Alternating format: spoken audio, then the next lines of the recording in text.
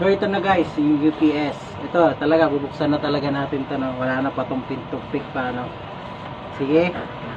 Sabi, kailangan daw nakataas. Kasi para yung battery is hindi, siguro dahil yung laman niya kasi na battery, para hindi matapon yung tubig. Alam mo naman yung mga battery ngayon may tubig, diba? Para hindi matapon yung tubig ng battery sa loob.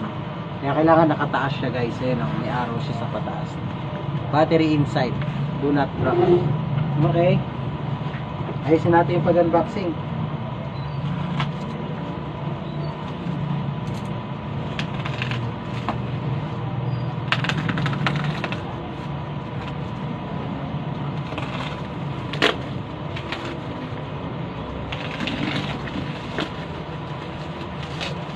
O yun.